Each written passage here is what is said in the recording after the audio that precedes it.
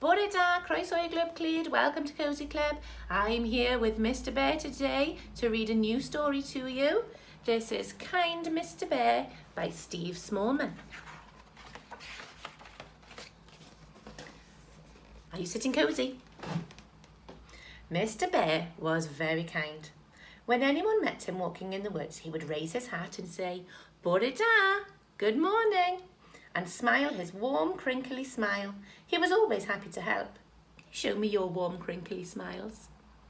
Lovely. Mr. Bear helped the animals reach things that were up high. He carried things they couldn't lift. He sheltered them from the rain.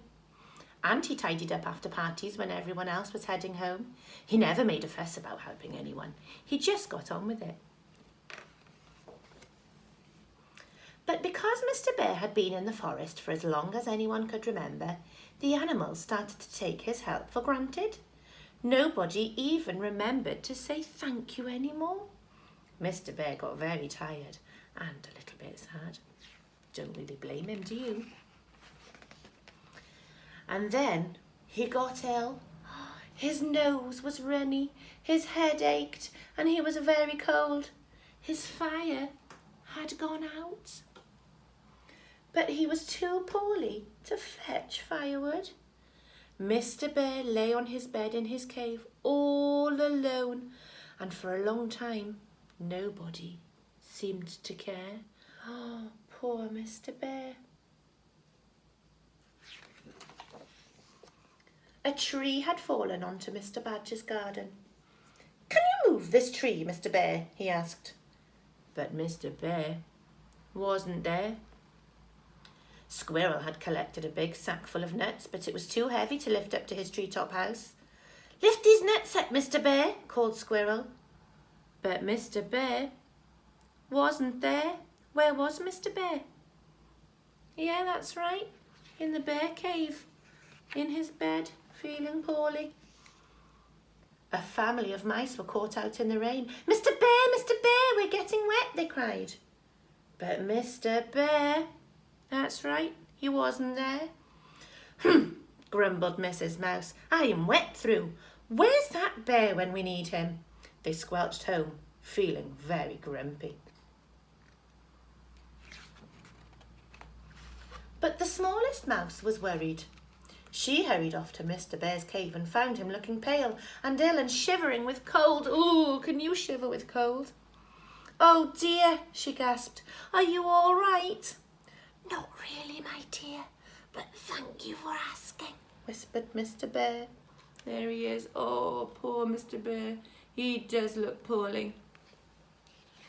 Mae'n teimlo'n sal. The little mouse ran through the forest, knocking on all the doors. What do you want? Cried the animals. It's Mr. Bear. He's ill. There she is, shouting for help. Ill? Squirrel cried. But he's never ill. He's always there to help us. Yes, but who is there to help him? Asked the little mouse. The animals felt ashamed. They remembered all the things that Mr. Bear had done for them and how little they had done in return. Have the animals helped Mr. Bear? No, they haven't. Later that day, Mr. Bear was surprised to see all his neighbours at his door. Mr. Badger had brought some firewood and soon had a fire going in the hearth. Squirrel had brought a bowl of his best nuts and Mrs. Rabbit had made a big pot of carrot soup. The mice carried in a large blanket and soon Mr. Bear was snuggled up, feeling as warm as toast. There he is with all of his neighbours and friends, come to help.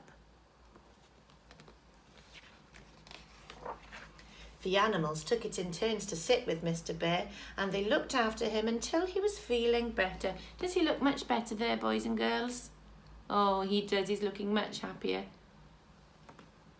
Mr. Bear still helps the other animals whenever he can, but now the animals help him back because that's what friends do. The end.